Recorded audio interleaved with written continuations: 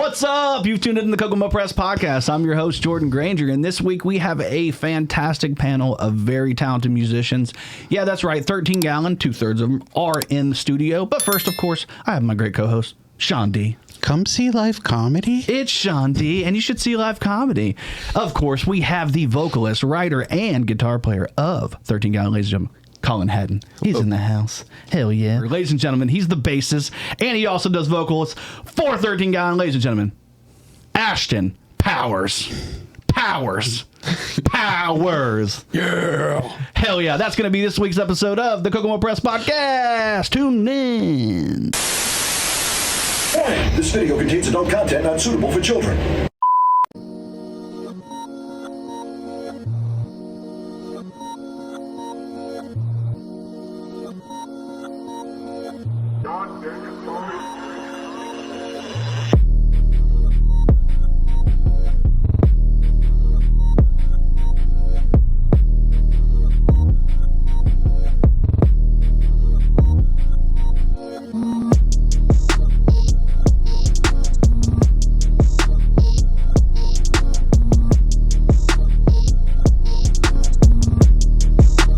And then that fell apart.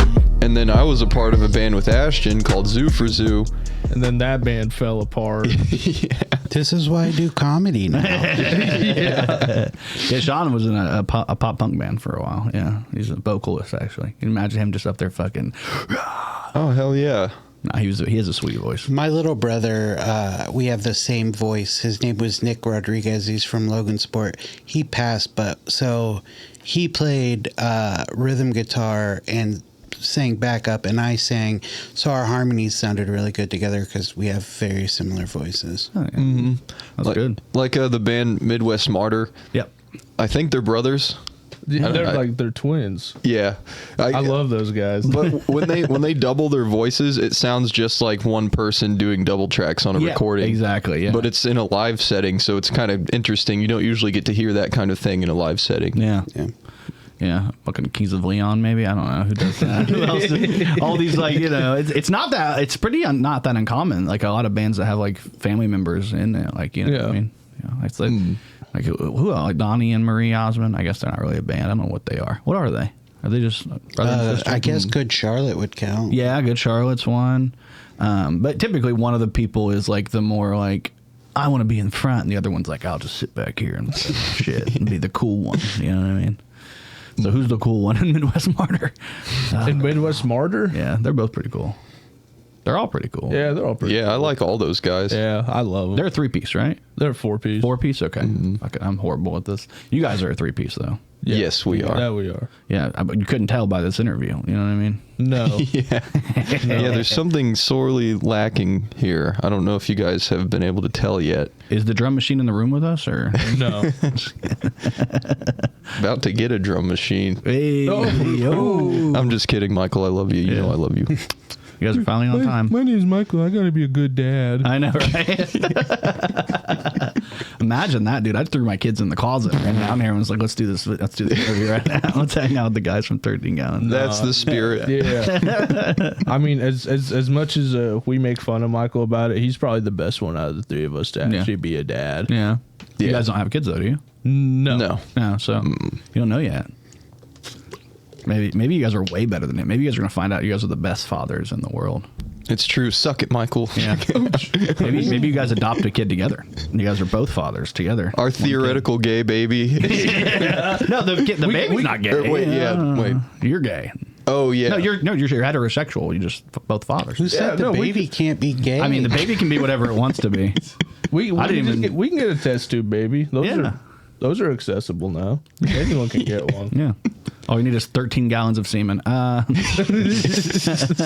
We could probably raise an AI baby together. I bet there's a AI for that. Yeah. There probably is. Tamagotchi used to be the one. You guys ever have one of those? That was the AI baby back in the day. Like, oh shit, I left it at home. I'm going to summer camp. It's dead. It's dead. That Tamagotchi is dead. Yeah. Mom, unplug it or whatever you had to do. Take the battery out. No, I think it was all internal. You're fucked. I don't know. I'm a little, well, no, those were around when I was little. All right. He's doing that. Oh, well, I'm not some old fuck like you guys. You guys are younger. Well, how old are you? 20s? 24. Yeah. almost 27. Hell yeah, dude. I'm getting close. The elder statesman. How old's Michael? Michael's 25. 26. 26, yeah. Old enough to have a kid, that's for sure. Yeah, he is. Yeah. Yes, he is. You got to swallow it. I'm just kidding. Swallowed it down the wrong pipe. No, the but I wrong tried. pipe, brother. Yeah. That's the one you use to do the yelling. Oh, yeah. Yeah, that's true. You guys are such a fucking fun band, for real. I really enjoy listening to you man. guys. Your guys' songs get stuck in my head all the time, like for real. I'm horrible with the names of it, but I know is it Distant Fantasies? Is one of, what's the beat? Is it something now? Am I crazy? What's the other one? I fucking hate. I hate that I don't know the name of the other single. Oh, I'm in, you're out. Yeah. I'm in, you're out. That's It doesn't help that when we play live, we never fucking say the song names. Yeah. We never do. You think that, yeah, you know, I have it literally on my Apple playlist and stuff that I would, but literally when it comes on, typically I'm like working at work, so I'll be like, hell yeah, if I can 13 Gallons playing, but I don't look at my phone. I don't have my phone anywhere, so I'm like, I like this song, and it gets stuck in my head constantly. It's an earworm. So that's a testament to the songwriting in a way. So when you guys sit down and write like a song, does somebody come in like, I have something already created, or is it more like we're all going to do this together or nothing? Usually what we've done most of the time is like, usually it's Colin who'll be like, hey, I've got this kind of in the works. Hell you yeah. know, this is kind of what I'm coming up with.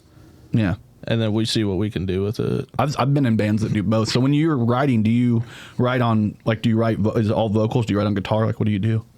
Usually I'll find like a good chord progression or a good riff on the guitar, and then stage 2, like after, okay, I've got something good enough, I'll be like, can I write a good melody to this? And that's usually where a lot of stuff like goes into like development hell, and it languishes there, because I'm like, I can't think of anything to go good on top of that. So it's like, you know, I gotta like put it on the back burner, and then maybe later I'll take a piece of that and like work it into something new. Yeah, I like that. But it's mostly just like a cache of ideas that I kind of pull from. But sometimes I'll bring like a very slightly baked idea to them, and then like we fleshed out a huge section of one of our songs with Ashton. Ashton like helped me finish that. Yeah. And like the whole bridge of I'm in, you're out, we all wrote together. So that's usually how it operates. But for this next like batch of songs we're going to write, I want to get more into like having more of them be born out of jam sessions with all of us there. Yeah, that's fun. I mean, I feel like you always need a little bit of something, like a little riff, a little something to start. Because like my original, like my first real band here that I was in that wasn't like a Christian rock band in high school. Don't even ask me about it. I kind of want to ask. It was called Righteous by Faith, RBF. People would say, "You got resting bitch face," and I'm like, "No, it's Righteous by Faith. We're Jesus. We're Jesus." I'm a warrior of Christ. Yeah, we just did like worship songs, and then like a couple of we did like a Maroon 5 song, you know, like fucking, that's my voice lends itself to that. And listen, I had a Maroon 5 phase. I don't even know if we could say that, you know. Hey, that's all right. The first album was album. It's so good. It's still experimental and different, and there's nobody that done anything like that. Yeah, at the time, the blend of styles is very unique. They haven't even done it since then. No, so they don't know how. Yeah, I think there's something on. They were like toured that album for 5 years before they got a hit song. Really? If you tour an album for 5 years before you have a hit song, I'm pretty sure the album's going to become the most eclectic thing you've ever done in your fuck. Because like you think about it, like they obviously changed shit as they went, but they have a very fascinating story because they started as like a grunge band. Yeah, Kara's Flowers. Yeah. They started as a grunge band, and then they became. So I always liked bands like that. But I was in a band called the Local Roosevelts with some people around here. Damon Bear, Eli Abrams, Derek Wendell, Maddie played drums a few times for us, and who else? Austin Fear Now, a couple people. And those songs, a lot of those, I wrote all the chord progressions. Like I wrote like the whole songs on guitar. I'm not a great guitarist, but I can play like rhythm. But I know chords, and then I would bring it to the band, and they would make everything sound better. Like that's what they would immediately be like. All right, but I wrote the song structures with Grey Garden. They bring stuff in because this isn't even a style that I've done. Like post-hardcore is not something I ever fucked with before.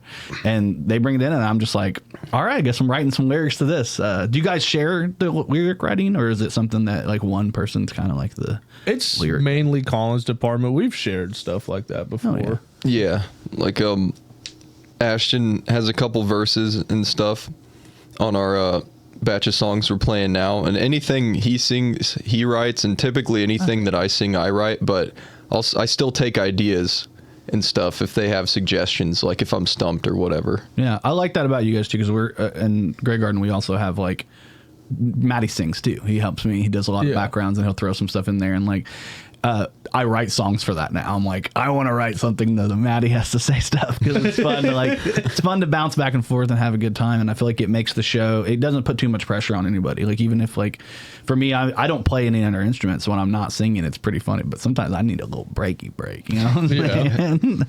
Well, I love playing with you guys at Harvest Fest. That was a crazy show. Like, I mean, that felt like probably one of the coolest shows we've played, dude. Yeah, that was a lot of fun. It was, yeah. That stage is insane, man. Steven is a genius. Like, you know, everything. He's great at sound. I mean, his stage is insane. And like, we did the comedy, and we went back and forth to music, and it was just like every band was so good. You guys were great. Midwest Martyr was great. We had Forgotten Ashes there. We had Caleb, Odd Unique, and I mean, it was just an absolute. And then we played Grey Garden, but it was an absolute thrill. Did I miss anybody? Am I crazy?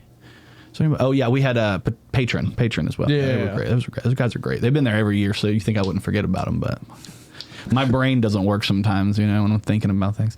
But yeah, you guys are very fun to listen to. I will say that Sean and I were talking about that earlier, man. Yeah. We were talking about style. Who would you say you get your style from? Like, what are some influences of yours? For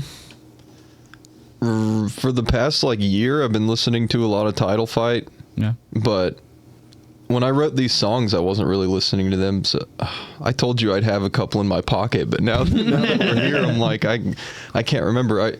I really liked Weezer when I was in 10th grade. Hell yeah. And then I really liked, I'm blanking, man. I've been listening to a lot of Smashing Pumpkins and Sunny Day Real Estate. And like I said, Weezer. Yeah. All great influences so far. I mean, it actually makes sense when you listen to the music and stuff. Yeah. Do you ever tell them, no, we're doing this style? Do you ever listen, this is what we're doing now? Yeah. We're doing put on some eyeliner. We're doing My Chemical Romance, the show. I would call myself a very new metal influence bassist. Like, one of the first songs I learned was Korn. Oh, yeah. Okay. But I'd probably have to say my most influential one would probably be Mudvayne. Okay, yeah. Their bassist had such a different approach to it, and when I would listen to it, I'd be like, dude, I want to play like that motherfucking dude. I just remember that crazy music video they had where they're all in white and red. I can't remember what it was, but I don't know a shit ton about Mudvayne. I saw the Slipknot on the legs. You got the cool patches everywhere. Pabst Blue Ribbon. These are my only cool pants. My cool pants. Yeah, they're my cool pants. Hell yeah. Hey, ladies, you want to get in my cool pants? These are my special occasion drawers. Hell yeah. What's the first song you ever learned on guitar? I remember watching videos of Nirvana. Yeah. And I might be incorrect about this, but I think the way he does his power chords is he puts his index finger on the lowest string, but then the next two strings, usually you'd use your pinky, but I think he just holds it down with his ring finger. Yeah. Both of the strings. So that's how I learned to do power chords at first for a while.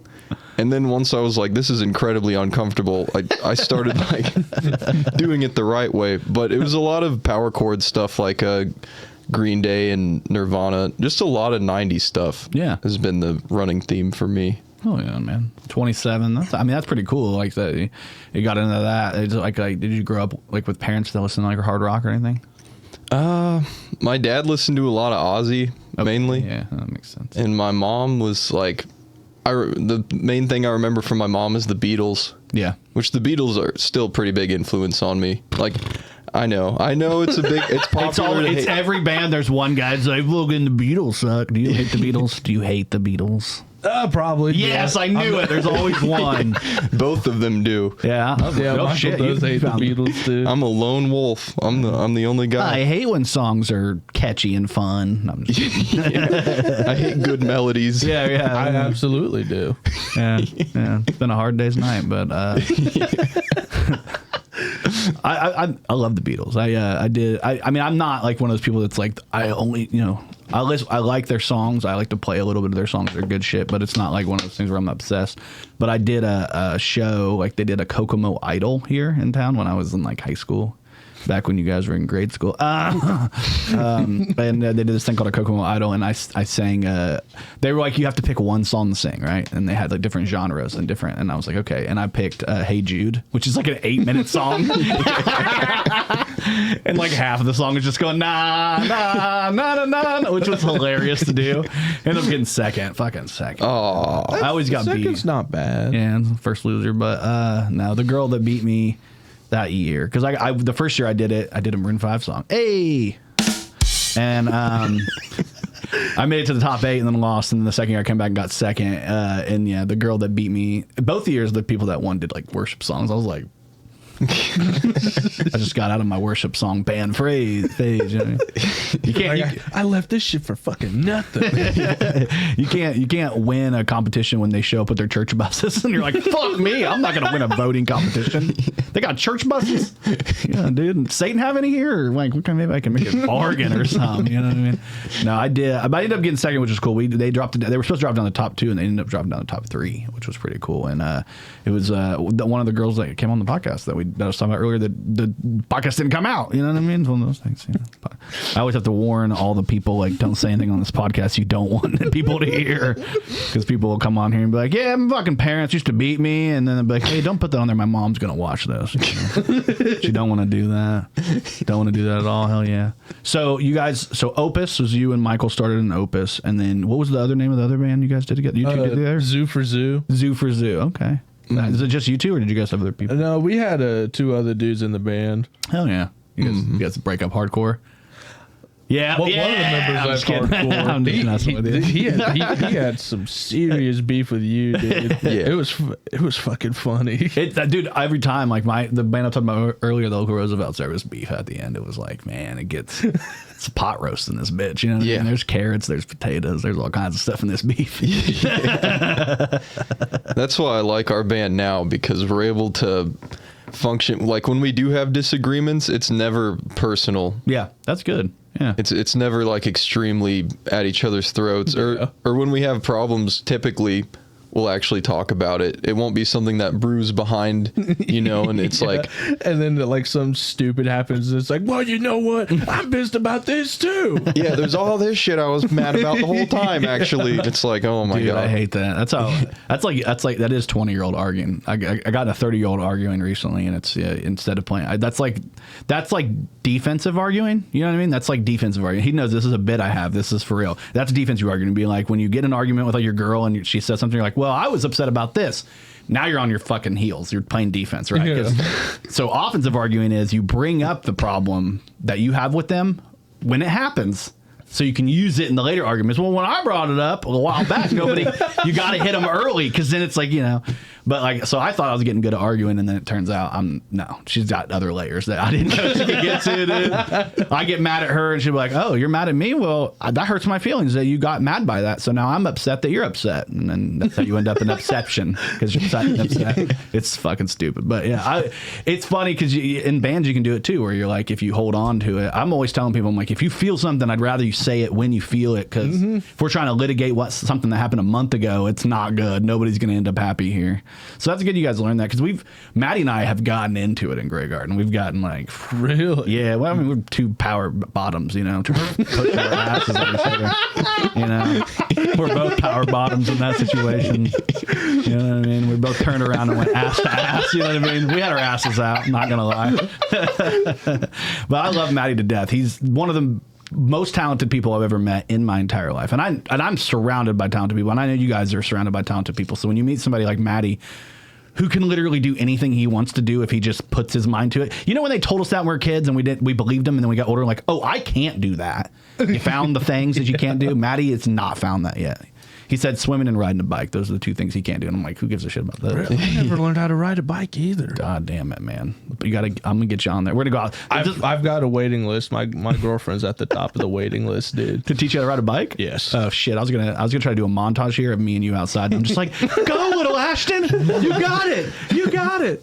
That's fun. And then I break my hip right before we play the Coterie. Yeah. You're up there and everybody's like, you ruined the show. I'm like, it was for the bit. We were having fun. It was fucking funny. Well, let's segue into that, man. I wanna go ahead and tell everybody about this. 13 Gallon will be at the Coterie on January 16th with special guest. Who's that? Grainger. All right, there we go. So, I like this might be louder than it should be. My son was definitely using this. That's how you know it gets loud. No, but I'm so excited. It's a free cover. They do free cover Fridays. I didn't even know that. Yeah, free cover Fridays. I talked to Kyle about it because I was like, "What the fuck is this free?" Because everybody else is getting. No, I love free shows. I think it's good. Kyle, all my friends are poor. They can't go. They won't go unless you make it free. He said, I'll do that for you, Ashton.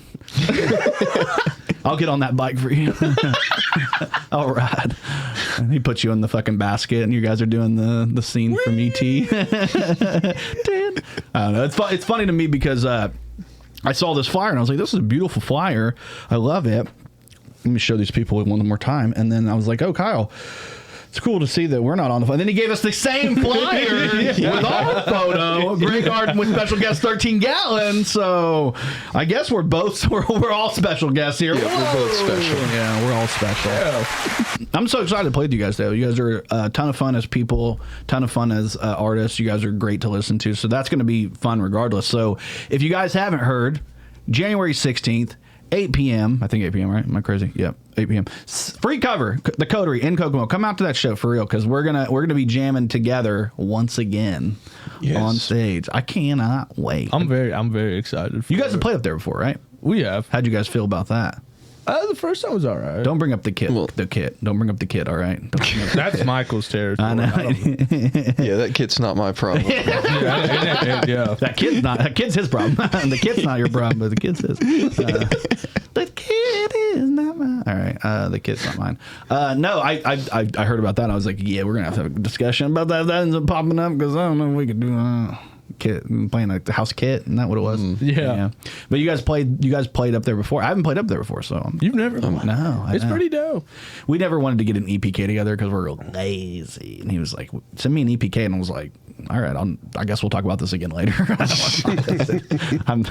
Then finally, I was like, "All right, I'll get an EPK together and send it to him." I'm so glad Michael put our EPK together. Yeah. He's pretty good about that kind of shit. Yeah, yeah. He's the least burnt one out of us, I would say. Yeah. Yeah, we're a little more forgetful. Yeah. Yeah. He's the guy who has never touched a marijuana cigarette in his life. So he's still got enough brain power to like do. It's good for a rhythm guy. Good for a rhythm guy not to be on the devil's lettuce or anything, you know, be out there. That's what's on your shirt, right? Those are eagles, or I think they're just beautiful fall leaves. They're beautiful. I like that. It's a nice sweater, man. Thanks, man. I'm killing it, dude. I got the Grey Garden trend. I gotta throw the. Gotta fucking. Oh hell yeah, dude! Maddie drew that. I gotta cop one of those, man. That's awesome. Dude, Maddie drew this little flower girl. I don't know. We you guys know Grey Garden? You guys know what it's from? The name? Fallout. It's like a location in Fallout 4. Yeah, it's a settlement of all robots called Grey Garden, and they're just all robots tending to a little garden area. It's pretty freaking cool. Do you guys tell people what 13 Gallons for? What the name is from? There's really no significant meaning behind it. No, there's not. We made a March Madness bracket of like random names that we all came up with, and we just sort of like pit them against each other, and for some reason 13 Gallon won. I don't know. I don't know. It just won. Did it have significance when you put it on there? Like, no. Anything at all? No. It was probably subconscious. Like I saw it on a box of trash bags, and like subconsciously it was like floating around in my brain. And this is cool, dude. Yeah, man. Listen to our band. We're trash. Yeah. I like that though. But I like that. It was between 13 Gallon and Paleo Moth, and Paleo Moth was a strange one too, but it was just like, we figured 13 Gallon would just kind of be punchy and easy to remember, so that's really all the only reason. Yeah. 13's a cool number, and Gallon's a cool word. Like, if you look at it, like, spelled out, it just looks cool. Yeah. I think that's kind of something, it's weird aesthetically when you look at the names of, like, bands and groups and stuff. Like, Sean has a really, I mean, your name. So we had two names. We started out as Fury's Drowning Heart, which I was like, we need to change that name. So we went with the pilot episode. I like that though. I do like that. I dig the pilot episode. Yeah. I was like, that's a cool name. The way I thought of it is like, it's a TV show's chance to get made, right? It's our chance to get, this band is our chance to get made. Didn't get picked up. I'm just kidding. It was mainly the Devil's Lettuce's fault. The drummer was on it. I knew it. The drummer needs a rhythm going. The rhythm has to be. Yeah, I honestly, I think band names can be like, people are weird about them. Like, you can get like people be like, well, we take you on a journey for how we found our name, and it's like, your name is like Lettuce and Rap or something. You know what I mean? They're like, yeah, man, this is our band, Lettuce Rap. It's like a band. Like, we wanted to, but we wanted to be keto. We wanted to be a band, but we wanted to be keto band, and we met each other at a paleo conference. Paleo again. All their songs are about cutting carbs. All our songs are about. That's funny. Midwest Martyr is crazy. That's a crazy name. Yeah. That is. I don't know where they got that from. They don't look like a Midwest Martyr, but then they do. It's like a Midwest Martyrs.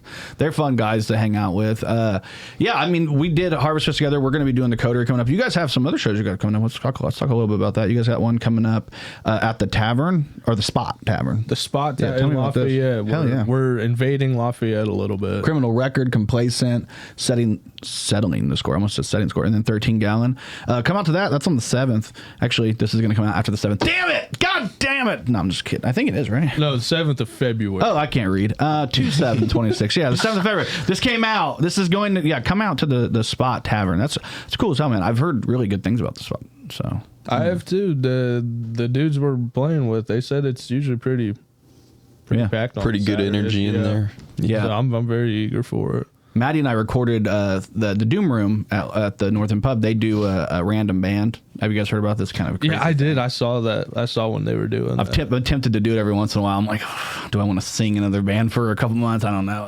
But I was looking at it, and we went and we shot film. And the guitar player from Criminal Record was, I think the guitar player or the drummer of Criminal Record was in one of the random bands. So both of them were very talented. So whichever one it was, they were both very talented guys. So that's exciting to see. Yeah, but the Spot Tavern, that's $10 cover. That's on February 7th. So you guys, if you're in Lafayette area, I know we got some people because we work a lot in Lafayette. Go out to that show, man. It's gonna be fun, man. I'm excited to hear you guys are doing more and more and more, man. You guys excited to start the new year busy? Yeah. I'm glad we're starting it on the busier side. Yeah, that's good. Glad to be getting out of town a little bit too. Yeah, It's nice to play in town. Speaking of in town, you guys will be. Let me throw this up there too. You guys are going to be at the Corey K's birthday bash. That's going to be Forgotten Ashes, Midwest Martyr, Grenadelia. I can't say that name. And then 13 Count, of course. That's out down at Outhouse Records here in town. Go check that out on the 1st or the 31st of October. Do I know where I'm at? The 31st of January. I don't know what I'm doing here. Sometimes I read and I'm like, I'm really good at reading. And sometimes I read and I'm like, I'm not good. Yeah. I don't have my glasses I was on. looking at it. I think it might be Grenadia. Grenade. But is there a tilde above the E? Delia? Is that a tilde? Look, there's Spanish roots in my family. I'm always going to pronounce double L with the Y sound. Yeah. Grenadelia. I don't know. Yeah. I don't know. That's cool though. Hopefully they'll watch this and let me know. If you are in the band Grenadelia, tell me and yell at me and tell me I don't know how to say things. I can say the other words. All the other words on here seem pretty good. I just can't tell dates. Dates are where I have problems. It's the numbers, yeah. Ask every girl I've ever dated. Yeah. I'm bad at dates. I'm sorry. I thought our anniversary was next month. Exactly. Fuck me. You got to put it on like a day that's like, put it on Valentine's Day. Just so then you double. Now then that's way too much pressure. What am I doing here? There's no way to win here. Do you guys have like big families? Bigger families? You've got. I've got a big family. Yeah. You guys like in my life, every month there's something. Like every month there's a birthday or a holiday. Do you guys have that situation? Do you guys have a month off? Well, kind of. So it's like my dad and my older brother, they share a birthday month. My mom and my little brother share a birthday month. Yeah. And my 2 oldest siblings, theirs are close. I'm pretty sure mine and my little sisters are close. So you have a big family. How many siblings you got? I got 5 siblings. I have 2 older brothers, an older sister, a little brother, and a little sister. Are you from Kokomo? Yeah. Yeah. So anytime you do a show in town, you're like, I better have 5 tickets sold already. If only. Do you have a lot of siblings, Colin? I have 2 older siblings, and so my mom had a daughter in 91, a daughter in 95, and then they thought that I was going to be the 3rd daughter, and my name was going to be Amy. But it's just the 2 siblings. Yeah. But we do Christmas and Thanksgiving. Like, I got family down south in Alabama, so I'll go down there like once or twice a year, and we'll do Christmas and Thanksgivings on my mom's side, but we typically don't do a whole lot of birthday stuff. So it's usually just holidays, major holidays. I feel like every month I'm busy with something. I'm like, great, we got this month. You got a huge family. Well, I mean, I'm the only one that has the same mom and dad, but if you go half siblings, yeah, I'm the oldest of 7. Oh, yeah. It's crazy. Can you imagine? Being the oldest. I'm a middle. That's what I'm a power middle. All right. I'm sorry. I'm sorry. I feel like you're just giving yourself this power title. Power. No one man should have all that. But okay. Let's get to this because I'm really excited to hear about this. You guys filmed a music video style, like a live music video with Matty Kroll at Saturn Storm for a while back in Outhouse Records. That we did. And then you guys did a live show, like a full live show, edited and everything by Saturn Storm Media at North End Pub. Those are both available on the YouTube. Go check out 13 Gallons YouTube page. Find it there. Exciting things are happening at the Kokomo Press. Yeah, very exciting things. Not only are we bringing you comedy shows, an open mic once a week, skits, videos, funny jokes on our page, and satire news stories, but now you can support us by going to kokomopress.shop. It's that simple. You go to kokomopress.shop, you find a t-shirt, you find a hat, maybe in the future some stickers and some posters. You go on there, you buy one of those from us, and percentage of the proceeds will go to us and help support what we do. We appreciate every person who just likes, subscribes, does all that. But if you go to kokomopress.shop and you buy something, we'll know who you are. You send us a photo of it. We will post it on our page and shout it out. Thank you so much. Go to kokomopress.shop, buy all your shirts and hats needs, and support the Kokomo Press. Thank you guys so much. kokomopress.shop. Now you guys are in studio with Saturn Storm Media, Matty Kroll, and you guys are recording is this your first debut album? Yeah, our first full album. Yeah. How do you guys, I mean, we talked a little bit before we were recording about, because recording's it's tough. It's tough. Before we were recording this, but recording is tough. It's a very humbling experience. You learn a lot. I really learned, like, man, I do kind of fucking suck. We've been trying to tell you. I mean, I'm just kidding. I know. You're great. You're great. Next time I'll listen. No, you're great. It's fun. I mean, you start to realize, like, every little thing. Is he clicking you? You guys doing the click track? You guys doing it honest? I like that. I love an honest band. A lot of bands will be like, fucking no, please don't do this stuff. I've heard them. I mean, it's pretty bad. But you guys are doing the whole click thing. I do have a couple. I do want to throw up a couple of these so people can kind of hear a little bit. It's a little footage behind the scenes of you guys recording. I got my focus face on. Buddha Homer. Marge? I'm enlightened, Marge. Marge, your hair's not as enlightened as mine. And we got this right here. Look at this one. Oh yeah, look at those fingers moving, ladies. All right. Oh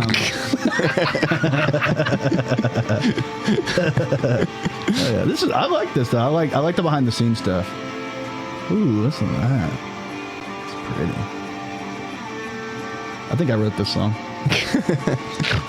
I mean, this is fun, man. Let me throw it to the last one here. What we got here? Oh man, look at this. Ooh. Oh yeah. See, those fingers are fat. Look at them. Ooh. So much sexual energy in this video. Dude, there's some tension in there. I was like, I got the Jergens over here. My pants get a little tight when we play that song. That's why it's my favorite. Look at that. Ooh. Buttery. Oh, yeah. You can feel it. The low tones are so important. Those are great videos. And none for Michael. Yeah. I'm just kidding. He didn't show up, so he wasn't here, so we're not showing any of Michael. We love Mike. We're just playing Michael. Make sure you guys do me a quick favor and go follow their account over on Instagram. Seriously, they're great guys. You're listening to them talk right now. They seem nice, right? They were hitting me before the show started. They hit me. They all hit me real hard. Hit me hard. I'm sure on the stomach. Said, "Oh, you can ride a bike," and hit me. I was like, "Oh shit." I didn't know. I'm excited, man. The other day I saw Eminem dropped a new album. Did you guys see this? This is pretty. I did cool. not know. Yeah, it's pretty cool. Oh no, that's right. He looks different. I don't know what Eminem's doing. He's put on a shirt. No, I saw this the other day. That's not Eminem. That's Sam Smith. I'm kind of gullible, man. You had me thinking, holy dude, I'm pretty sure really that's Eminem. I'm pretty sure it's Eminem. I'm pretty sure that's Eminem. You may say I'm crazy. You may. You had. I know I'm not the only one. That's all I'm saying. Yeah, I know that's Eminem.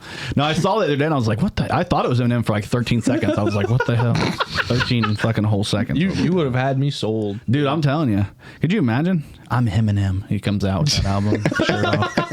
I am Eminem. Yeah, he's got the guys from him and Eminem do an album.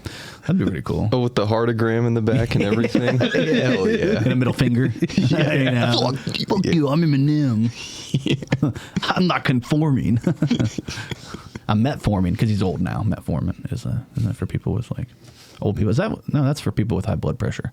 Metform? Is it metformin? Is that for people? It's one I'm Why are you looking at me with. like I got high blood pressure? You're the oldest guy in this room. I just feel like you knew it. I just figured you knew. I don't know what. No. I don't know, but I don't have money to go to the doctor. None of us do anymore. I'm telling you, man. Could you imagine going to the doctor? I don't. Yeah, fuck that, dude. 24? You're 24 years old? Hell yeah, dude. You got your whole life ahead of you. My whole life of not going to the fucking doctor. Yeah. Don't do it. Don't do it. They'll when you get to be 40 like me, everybody's going to tell you should really go to the doctor, man. It's all right. Just date a nurse. In this economy, I don't think so. Yeah, absolutely right. There's a lot going on. With our shit ass insurance. With this little insurance, I'll never do it. No, we've got so much going on. You guys are a busy brood, but we've got a lot going on too. So I got some dates for Sean coming up here. This is pretty cool. Yeah. Holy crap! Last night at the North End Pub was great. Yeah. I'll be at Summit City on. After this already came out. Everybody. Me and Jordan will both be doing Roast Battle League at Helium Comedy Club. That's going to be cool. That's going to be cool as hell. And I actually just got an email this morning. I don't know how much information they want me to put out, so I'll just say in February, I'm doing a storytelling show in Indianapolis. Hell yeah. Hell yeah. That's going to be a good show. Let me throw this on here, dude. Some fun shit going on. Check out Sean D in the new year, obviously. It's new year, new shows, new me. I got some stuff coming up. Some of this obviously has already passed and some of it has not.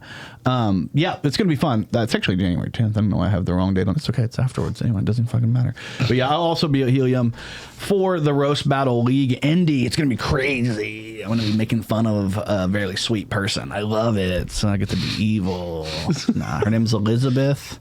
She's a sweetheart. She's always so supportive, and I get to go in there and just fucking tear her down. Just completely. She's already like my fragile little friend, and now I'm like, great. And I'm not just talking stature. She's also very tiny. She's a tiny lady. She is a very tiny woman. And then also I get to go up there and be like, well, you suck. And then everybody's going to be like, yeah, you do. And you're going against Crystal, who last night, I was working on this. She looks like a bisexual Cody Rhodes. And I was working on a roast. She does. She does. And so last night she ruins that by coming out to Cody Rhodes' theme music for a stand-up performance. I'm like, well, since you're aware of it, it's not going to hurt your feelings. Yeah. Yeah. It's never as funny when they're like self-aware. Yeah. Yeah, self-aware is really good for a comic, though. It's like you need to be self-aware on stage because you got to be able to make fun of yourself, you know. But yeah, that's going to be on the 22nd at Helium Comedy Club. So make sure you go on the Helium's, the internet, go to the internet, heliumcomedyclub.com, and get your tickets for that. It's going to be fun. See the flyer? I'm right. Yeah, he's right there. Yeah. She does look like a bisexual. There she is right there. Damn it, dude. Shook a fucking. I didn't know I was roasting Guile. That's what I gotta say. Roasting, like fucking. And she's got multiple husbands and roasting multiple Guiles. Yeah, she's a poly. You know, there's so many poly people. You guys know any poly people? You guys in a polycule right now? Do not. I mean, I keep meeting people in polycules. Really? That's what they're called, polycules.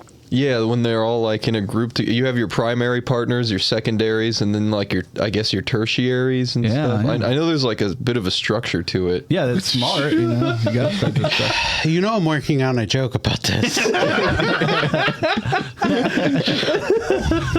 love that, dude. I was just saying, like, when I was making fun of the poly, because in comedy there's a lot of poly people. There is. Really? Yeah. Yeah. It makes sense as a comic. You're ADHD probably, and you're probably like, oh, nope, need more than one. I can't.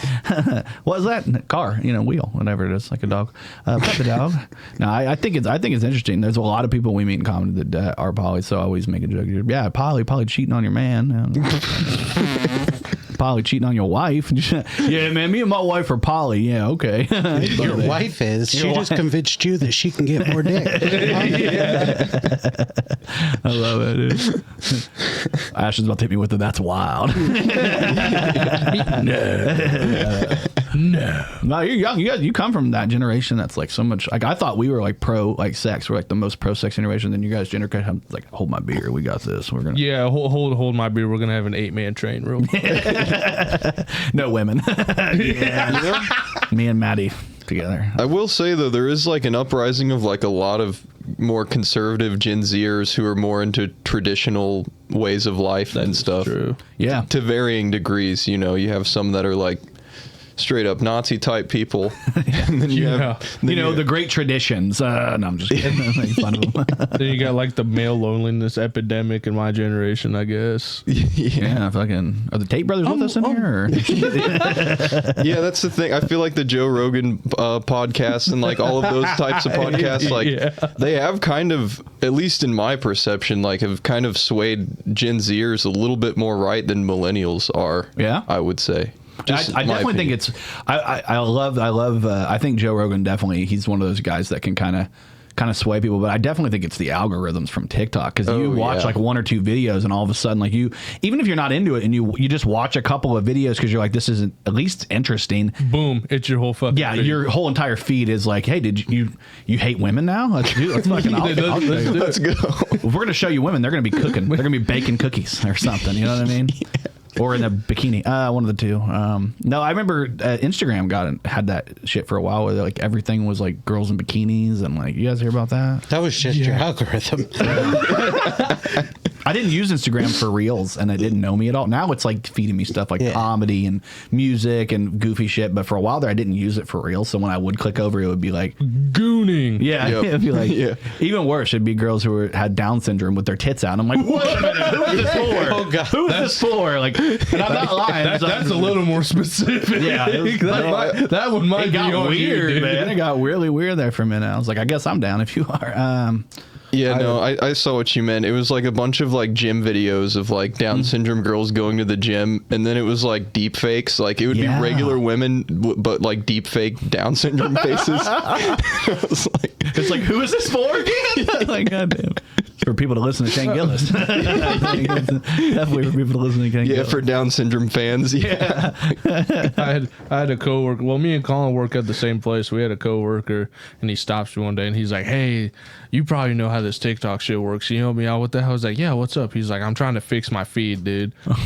and this whole fetus is big booty bitches or whatever the fuck. And I'm like, look, dude, there's nothing you can do. You just got to stop doing it, dude. He probably sits there and watches them throughout the whole reel and goes like, yeah. And he's like, why do they keep popping up? Why do they keep popping up? Let me save this one. That's probably what he does all fucking day. That's hilarious. They try to get you on your lowest human drives. Yeah, anything they can get you that's like primal, they would. Whether it's your like primal instinct. Your primal instincts are like, here's some steaks. You're like, yes. Also butts, and you're like, yes. And also, we should overthrow the government. You're like, yes, let's do it. Yeah. What for? What reason? Hold on. Wait, for what reason? What are we doing for? Alex Jones here. We're gonna go and take over. We're gonna take over the whole world. The 1776. We'll rise again. All right. This guy on TikTok has this satire song out right now that I really love. It's called "Dick Pills, Beer, and Gambling." Oh God, dick pills for real. Definitely dick pills. First and foremost. I used to tell people when I was in high school. I told people that I was gonna take as much Viagra as I could in the name of science. And they're like, what are you going to do? I was like, I'm going to see how many it takes to make my dick blow up. Dude. I mean, you ever seen those old cartoons where they would like take the nose and go bigger and bigger and then pop? That's going to happen to your penis. I know. And fly around. There's some good information that could come from that. Yeah, you're not going to come from that anymore. No. I'll tell you that much. You do that. Maybe never again. That would suck. I mean, it'd be crazy if you did it and your dick got way bigger and then it just became like the new trend. God, I wish. Like mewing. Remember when people got into mewing for a minute? We're all pumping now. We're all pumping our dicks to make them bigger. Yeah. Jelking technique. Jelking. Yeah. There was that. You just jerk on it till it gets bigger. They do make pumps for that. Yeah. I remember I seen Austin Powers when I was a kid. That's not mine. That's not mine. That's not my bag, baby. Yeah. One book that says "This is my bag, baby" with the picture. I was like, God, dude, they just kept going with the joke. I miss movies like that, dude. I remember. Yeah, it's studio comedies. Oh yeah. They were like studio comedies with like a really good actor behind it. Like Anchorman had some really got a great thing. Now it's like they give movies to like nobody. You know what I mean? Like nobody gets movies anymore. Mm-hmm. Like in Marvel. Yeah. Star Wars, Marvel, that type of stuff. Yeah, people say that like short form comedy, like, clips and reels and stuff like that have like taken over people's desire to consume comedy, like that's how people consume it. But I don't know, I think there's still a spot for the old studio comedy, if you write a good film. I think a lot of, because like I think the last great movies that were technically like the last great run would be like Superbad, and the Judd Apatow movies were the last great comedy, generational comedies where like everybody watched it. You don't get that anymore. It's the late 2000s, maybe very early 2010s, and then it was just gone. Yeah. Which coincidentally is like what Iron Man came out in like 2011 or something. Yeah, I'm just kidding. It was right around that time. Robert Downey Jr. was just funny, but also a superhero. What the fuck? We could do both. Yeah, I loved Kick-Ass was a good one. I remember. Oh yeah, I love that movie. Dude. That was good. Yeah. You little cunts. I just remember her drop. I think she called them cunts, right? Something like that. Dude, when I watched that, I was like, I want to say 5th grade or something like that. Yeah. Me and my friend watched it and we're like, dude, we're going to become superheroes. And after like 2 weeks of playing, he was like, and my buddy was like, hey, Ashton, you're a little fat, dude. I don't know if this would be good for you. It might have been the perfect thing. You might be fucking super skinny out here, fucking built, if he'd have just believed in you. I know, right? I said he. Is it they or he? Like, it was a boy or girl? No, it was a dude. Of course. He's trying to bring you down, dude. Yeah, you were outshining him. Call him out right bit. now. Hey, We're going to go to his house. Call him out right now. Call 1-800-3000. We're going to go kill. We're all going to go kill this young man. I'm just kidding. I love the Alex Jones popping up. He pops up. I'll just be fucking around, and all of a sudden, whenever I see something insane, I go to Alex Jones because I feel like people will know I'm being insane and won't take it seriously. It's Alex Jones saying it. Yeah. I didn't know Jordan knew him, but nice. Every once in a while, I'll throw in a Donald Trump. The fucking I'll do one of those too. I like the neo-Marxists. He's dying, dude. He's about to die. He is. He had that one like health scare, and when he was like what was he addicted to, like benzos or something like that, and then he had to go to Russia for an experimental like coma, like cold turkey treatment or something like that. I came back and I can only eat meat. It's very unpleasant. Only salt and beef. Jordan B. Peterson, ladies and gentlemen. Jordan B. Peterson. What is wrong with Jordan B. Peterson? No, we can do Tucker. Let's do Tucker. No, Tucker's my What is favorite. going on? What is going on? Doesn't sound right to me. Yeah, the green M&M. I used to want to fuck that Eminem, I'm mad because the green M&M is not sexy anymore. but now I only want to fuck guys. What is going on? You ever watch Nick Mullen? Yeah, you know what I'm talking about. I was wondering. I was like, either he knows it or he doesn't. But Nick Mullen's one of my favorite comics. Like, for real. Did you watch his special, The Year of the Dragon? I haven't. I've only ever seen good. Come Town like clips and stuff. Come Down is the shit, but I'm telling you, his special Year of the Dragon is, if you like comedy and you like weird shit, like if you like them, you'll like it. Because he realistically, he is like he was the, what would you say, the heart and soul of that? He was the Come Down. driving force. Yeah, like he's the one that got all the stuff. Like he was all about it, and then like now you see like Stav's doing real well, Adam Freeland are doing well, and he's just disappeared because he hates everything. I hate that the funniest guy in the world doesn't want to do anything anymore. He's so fucking he does every accent, you're like, how is he this? He should be on SNL, but he got rich off of doing racist podcasts. So he's a racist podcaster. It's like, and he's not even. It's all ironic racism, but you can't help it. When you just read it, it doesn't feel ironic. You have to hear it. It's weird how much like the political landscape is constantly shifting. Because I remember when Come Town was a thing, that was like something you wouldn't want to tell people that you listen to. Oh yeah. But now it's like whatever. Yeah, I don't give a shit. Yeah. I've never. That's the thing about me. If I'm into something, I'll find a good excuse so I like it. Actually, I like it because Jordan Peterson told me to like it. I'm Jordan Peterson. Yeah, I got into them during like the what is it, the fucking COVID. That's when I got into them. I think they got big around that time. They were just so goofy. Those three dudes sitting in a room saying the worst shit possible all the time. I was like, hell yeah, this is exactly what I want to do. Yeah. Started a podcast and didn't do any of that because I'm afraid of getting canceled. I'm just kidding. They were smart though. They didn't have their faces on it. That's a good thing. Even though you hear their voices, but it's a different world back then. You ever watch any of they do like animated versions of of like Steve Harvey and the Nuremberg trial, or have you seen that one? What if Steve Harvey was the judge of the Nuremberg trials? Is one of the funniest things in the world. They did what? With who? With who? Oh, in my was my Germany? Not your mama's Germany. My Germany. It's so stupid. Oh hell no! It's so funny. It's so good. What with the who? The what? With the trains? When I was young, we used to take the train down to Georgia, not to Auschwitz. Okay, it's horrible. It's horrible. It's so funny though. It's some of the funniest shit. Like the bits are so good on that show. Like, they are.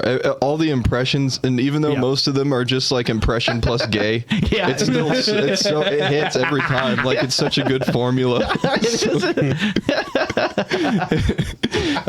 Have you seen that Steve Harvey stand-up special where he was talking about what he would be like if he had to go to Iraq? Tell me about this. I need to hear this. Oh man, I don't know if I'll be able to recite it in its glory, but it goes something like, nobody wants me to go to Iraq or whatever. He's like, as soon as I hear a sound, blah, and then it's fuck. I can't carry it. But no, this is gold. Keep doing it. Hard. But Steve done shot the baby. That was like a bit in there. Just take my word for it.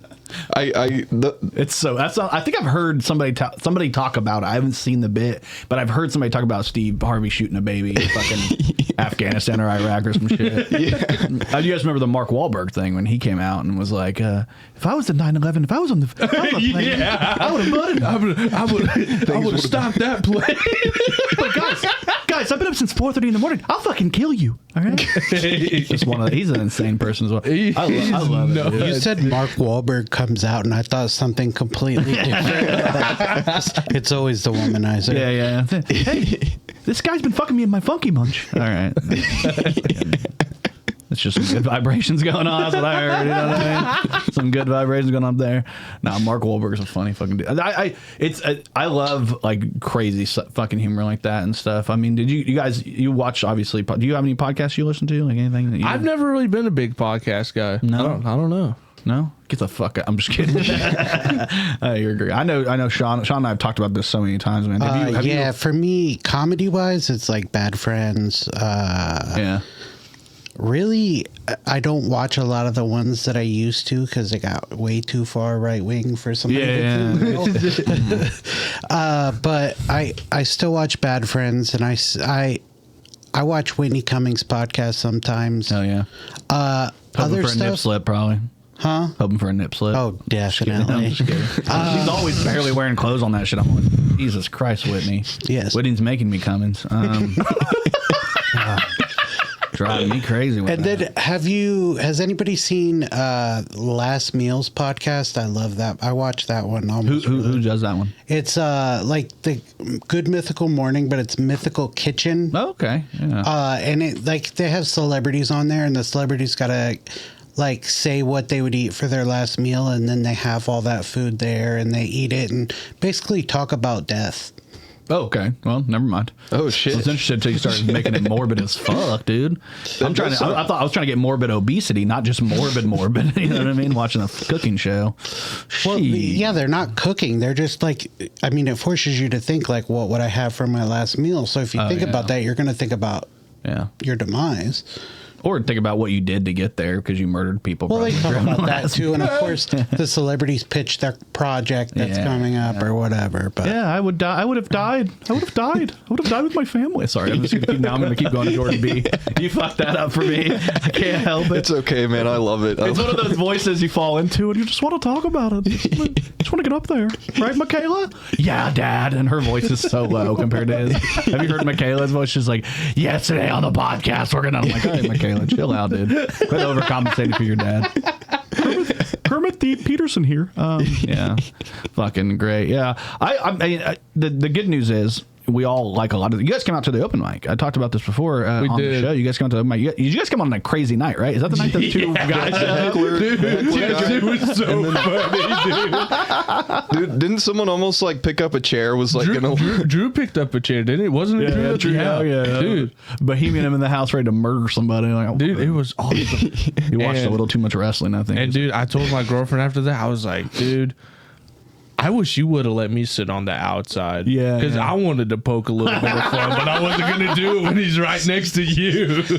You see how all it starts to devolve. Like when it got to the end and Brian was yelling, "You're gonna beat me off! You're gonna beat me off!" And he's like, "I'll beat your ass!" Like, "What? You're gonna beat me off?" They're all dying. Dude, it was fucking awesome. It was. I was like finishing the night. I'd already basically finished all my shit. I started doing bucket pulls, and they walked in and started being all They started hooting and hollering at you. And at one point they were like, "If we want to hear some funny jokes, maybe we should go up there." And I'm like, "All right, yeah. All right, guys, love to see you guys come up here." And then somebody's like, "Hand him the mic," and I was like, "Fuck no, you don't get the mic if you just come in here and talk shit." So yeah, I don't know. I kind of wish you would have given him the mic. Yeah, I will tell you the one thing as a performer you never do, especially on comedy, is give somebody else your microphone. It's like the rule. It's like it should be one of the rules that you get, because you give your microphone away, you're fucked. I've made that mistake when I first started. Yeah, you lose your power on stage, because that's you being louder than everybody is where your power lies, and it's just you. I will tell you, like, as being a comic and doing music, one of the reasons why I love doing music is because you're there with your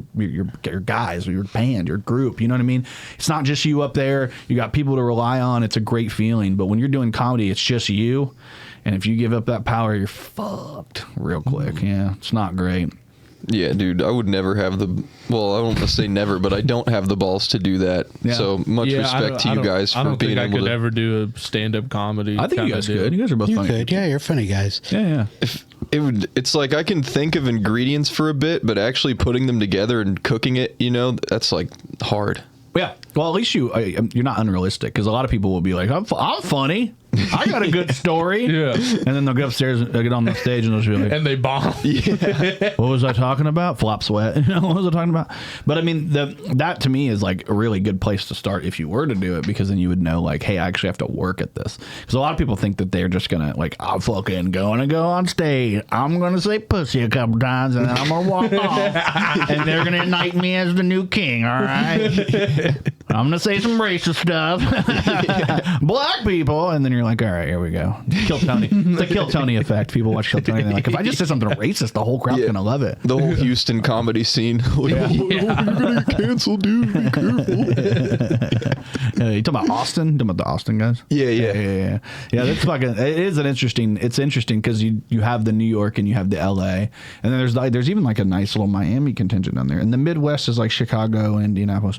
But yeah, down there the Austin took over, and it's like this huge fucking hub of so much. I mean, it's like everybody moved down there. Like all the right wing. I mean, other people moved down there. The right wing moved to Austin. And then you got Joe Rogan, I think it's cool. The fact that Shane moved there is, I think, the tough part. If he left, I feel like the whole thing would fall apart. It's not Joe. I don't think it's Joe. I think it's Shane. Yeah, because he's like the most legitimately funny one out of the whole Rogan sphere. Yeah. Like he's the one with the most chops, in my opinion. Yeah. As far as comedy, yeah. I mean, I would go as far as to say, working right now, there's nobody that can sell tickets like him other than Dave Chappelle or Nate Bargatze. Yeah. And there's a few. Like I think Theo does really, really well for his audience, and I think there might be a couple more that can do really well. Like what's the dude, the Italian dude? Sebastian. Yeah, he moves tickets. There's certain people, but like I think if you're talking about a comic that could like sell everything immediately, even if it's not a comedy show, like watching him at the ESPYs or watching him on SNL, he bumps everything up, and that's very hard to do. That's what I always try to tell everybody when they're doing that. Like, what's the best band ever or the best comedian ever? If you're going on their material, it's just opinion based. Yeah.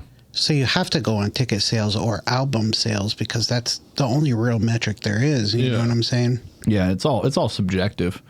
I mean, I think that's the main thing. What's your favorite band you guys ever played with? You guys have a favorite band? You guys are like, I mean, and I don't have to be, you don't have to say Greg Gardner. I'd probably. I'm just kidding. What's a cool band you guys play with? I mean, maybe even a band I haven't heard of. Probably Midwest Martyr. I love. They're insane, guys, dude. Their social media presence is crazy. I was talking to Maddie about that last night driving back from the North End pub, and I was like, man, those guys. They're like, they must be on Chat GPT, like, give me an idea for a quick thing, because they're killing it with all these little videos and stuff, and they're such an interesting group of guys. I think that's what's tough. I mean, for me, I'm like, well, like, what's our? It's funny to look at each other and be like, what's our identity? What do we? What's our style of TikTok? What are we? What are we? Yeah, dude, we've like workshopped TikTok ideas, but it's never. We haven't done anything. Dude. Yeah. But got a page and we haven't uploaded a single fucking video on it. I will let you guys. Even reels. Yeah, we got to make some kind of short form video. That's where it's at. Dude.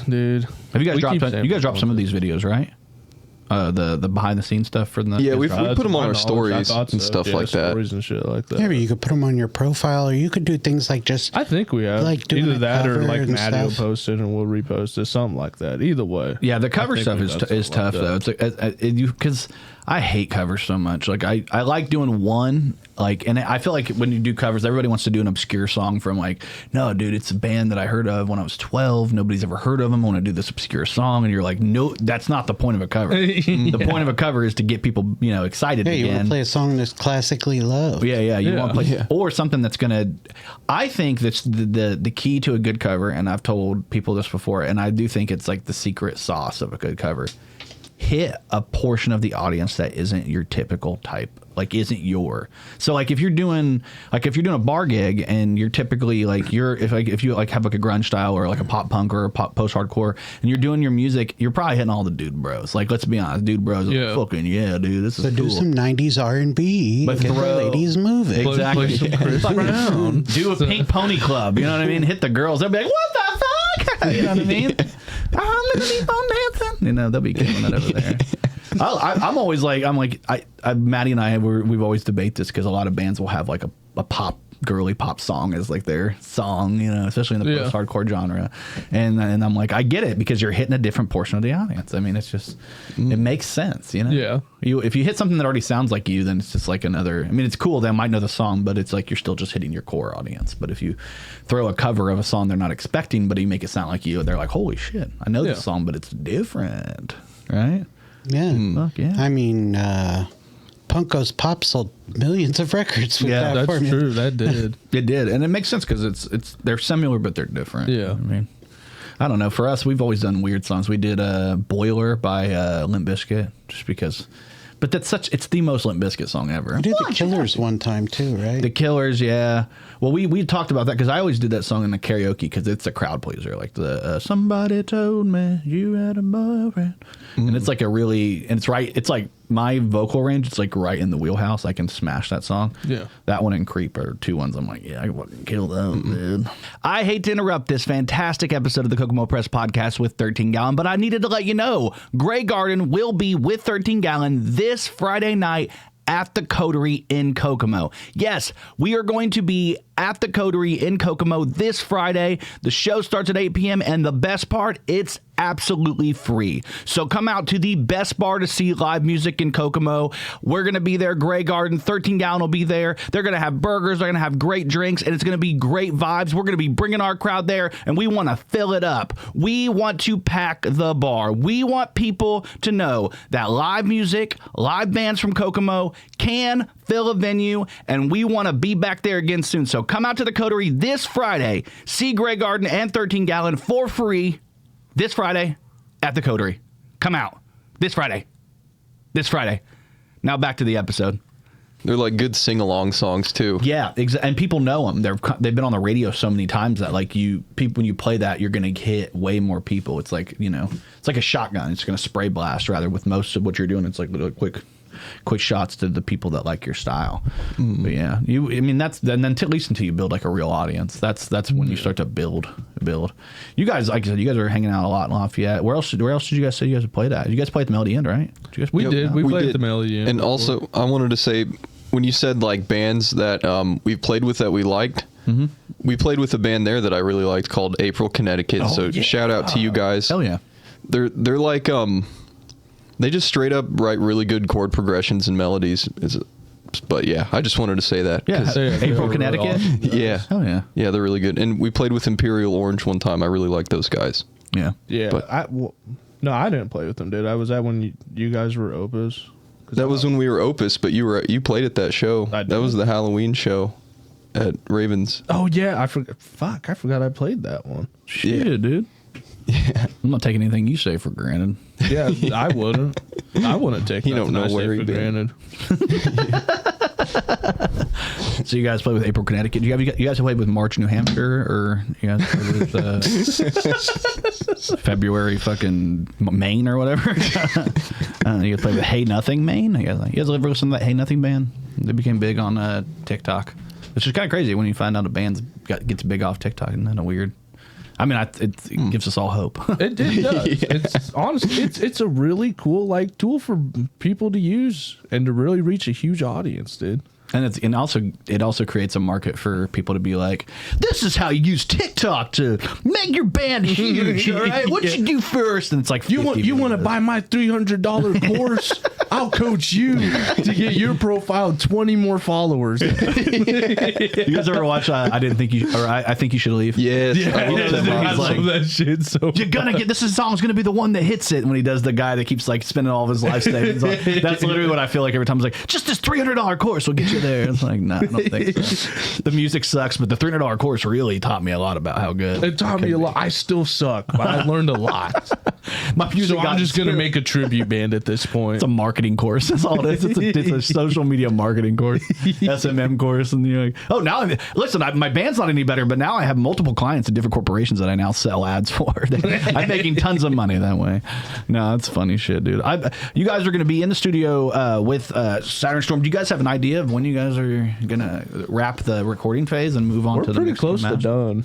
Ooh. We're pretty close to done. We have all of the instrumental tracks. All of the instrumentals are wrapped. We've got vocals on probably like 40 to 60%. Well, probably like 40%. Yeah, the rest of the songs are really long. Yeah. But so we just probably another vocal session or two, and then like a final thoughts session. Yeah. And then final words with Jerry. The mix. He likes to mix and master as you go. Have you noticed? Like he'll mix it a little bit. Yeah. Last night we were on our way. Michael will be blowing up his phone. Hey, can you send us what you got on this so far? Yeah. Well, here's the funny thing. We were riding back last night from North End Pub, and Maddie was like, or riding too. We were on the way. He was like, we were talking about you guys in the studio, and I was like, I'm gonna have them guys and have them do the podcast. That's a little podcastception for you too. And he was like, oh, fuck. And I'm like, what? He's like, I was supposed to send them a mix down before I left. They asked for it the day before. I said I'd send it today. I got busy, didn't send it today. I'm like, yep, I've been there because he's, he recorded our stuff. So like, I always like, can you send me a mix down? Can you send me a mix down? Half the time I wouldn't leave the studio until he had me the mix down. I'm like, go ahead, work on it right now. I don't want to leave. You want to listen to it, and hear the things, and know what you need to change, what you need to keep. It's important. It really is. And he's really good at it though. Usually, typically, other than obviously. Yeah, and that's like why I wanted it because I asked for it, but I was like, I have a sneaking suspicion that I was really flat in the first part because like we were talking about earlier before the show started, but I'll say it for everyone. Yeah. Recording vocals or like singing in general is like showing your dick. It's like vulnerability. And I feel like if I don't perfect it, then I don't want to show my dick before my dick's ready to show. Yeah. Because that's a very vulnerable, intimate kind of thing. You got to joke it a little bit first. You got to make it look thick. So comedy is the exact opposite of that. Yeah. You just get your dick out and put it on the stool. And then you try to make your dick look better to them. Yeah. You have to do it as you gaslight them into believing it's nicer than it is. That's what you do on stage. You're like, no, it's good. Look at no, you're just looking at you're on the wrong angle. It's the wrong angle. Yeah. No, this is average size. It's average. It's a medium dick. It's his bit. It's fucking funny. The big ones hurt anyway. Yeah, exactly. This is boyfriend. You want the boyfriend dick. That's what you want. You don't want the. Oh my god, dude. You don't want the one night dick. I had a girlfriend. That's so funny. She called it husband dick. Oh yeah, that's another term. Yeah. I was like, oh, that makes me feel great. Yeah. It's like, dude, I had a girl take my dick out of her mouth and say, "You're a grower, not a shower." And I was like, like, you thought my dick was small until you put it in your mouth? Like, what's going to put it back in your mouth and shut the fuck up? Yeah, it's like, I don't need the commentary right now. Finish your job. Just finish what you're Yeah. Oh my God, shut the fuck up. Yeah, except for you don't want to ruin the moments. You're like, yeah, for sure. Now keep doing what you were doing. Yeah. You don't want to cry while you're having sex. It's just more this lubrication. Is nice. Yeah, thank you. Thank you for that compliment, I guess. I don't know what to say. Husband dick. And I mean, it is true, dude. I think it's better to, a cool, I don't even want to throw an inch out there, I mean. I'm waiting to riff off whatever you say. Oh, yeah. Don't rip off my dick. Riff off. Something that's safe, comfortable, but substantial. Substantial enough. There's room for improvement. Yeah. It's nothing scary. It's nothing that's going to get you excited or scare you, but it's enough. But it won't make you go. That's what you don't want to hear. Joke. Yeah.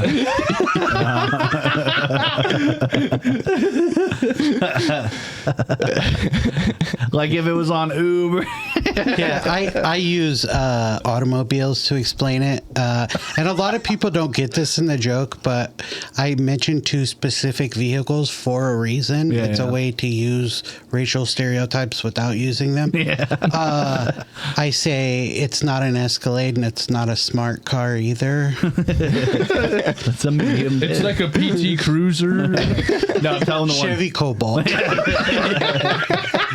No, that's the more he gets the Uber part. It's like if it was on Uber. If my dick was on Uber, it'd get 3 stars. It can take you where you need to go, but you're not going to be super impressed when I show up in a Chevy Cobalt. See, that's where it gets. That's the layer. It's funny as a Chevy Cobalt, but when he explains it as an Uber, like, you're going to get there, but it's you're not going to be like, ooh, I'm in a Tesla. You know what I mean?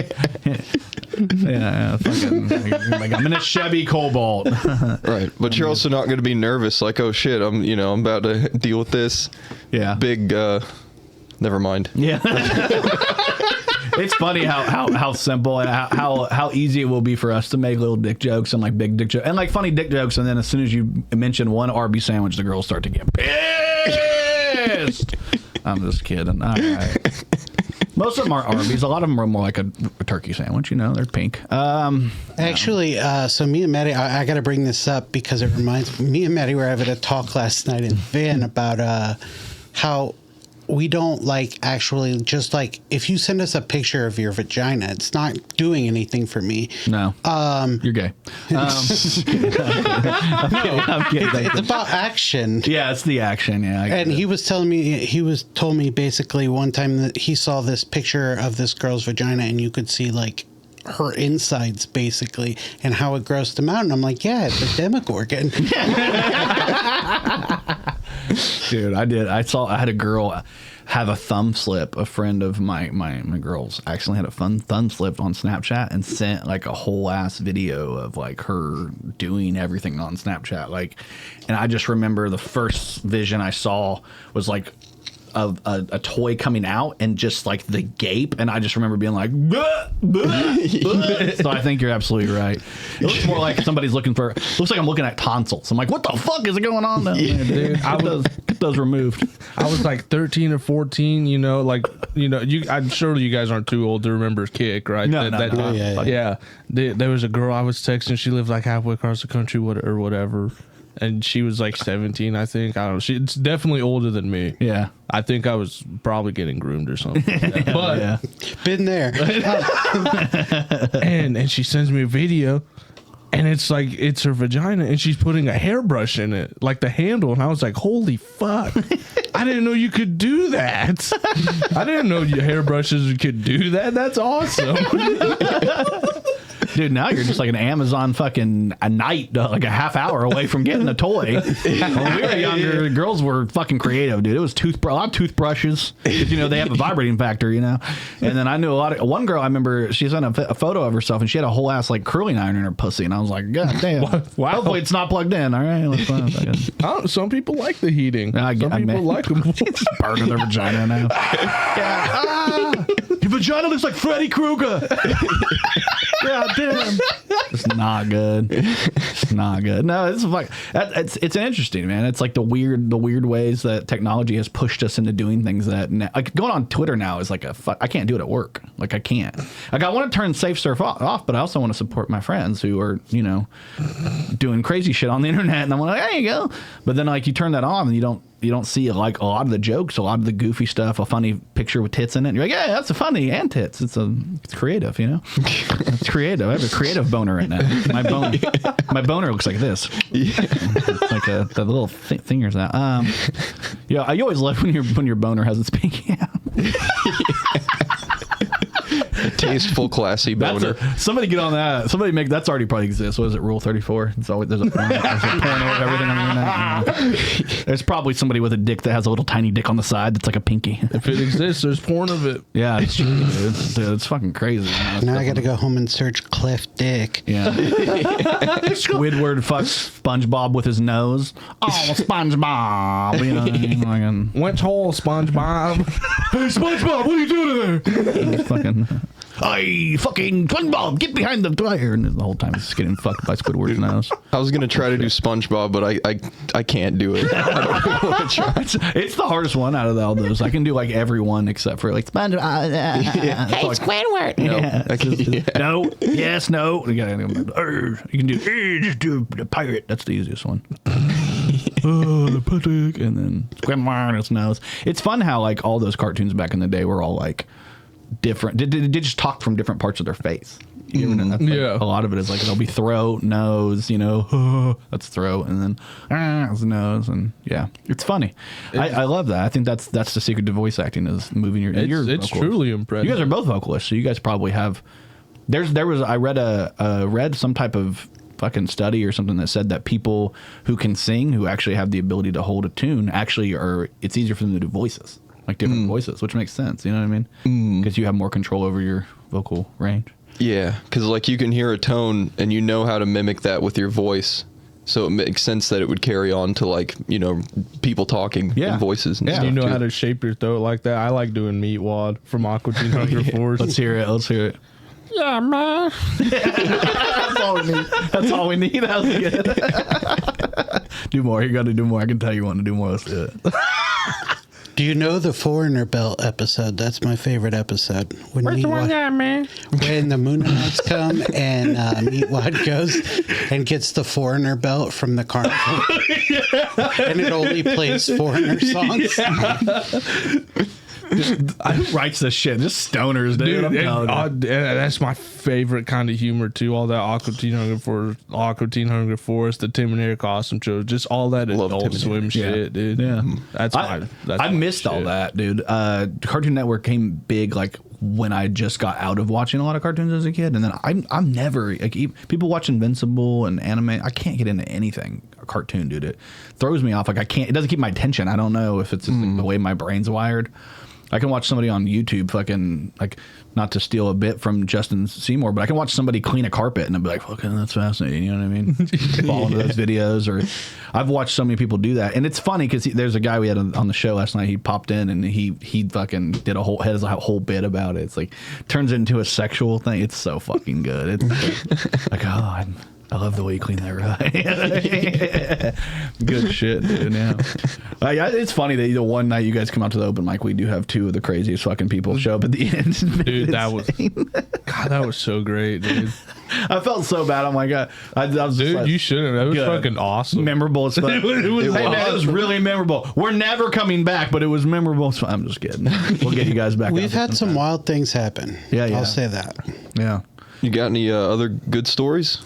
Wild things that have happened? Tell me some more stories. You want me to do it in my grandma's voice that I do for my jokes? Yes, that would be wonderful. All right, so what had happened was... All right, stop it. Just do it. I can't deal with that. I think I told this a couple of podcast episodes ago, but there was, at one open mic I was at, there was this neo-Nazi dude, and he kept like standing right next to all the comics as they were trying to perform and trying to take the mic from them, and they would have to like stiff arm the guy. And Damn. he kept like, it kept going and going. It got to a point where like he needed to be removed. So one of the comics carries and walked him out gunpoint. Yeah. Holy shit. And that's the origin story of Nick Quintes.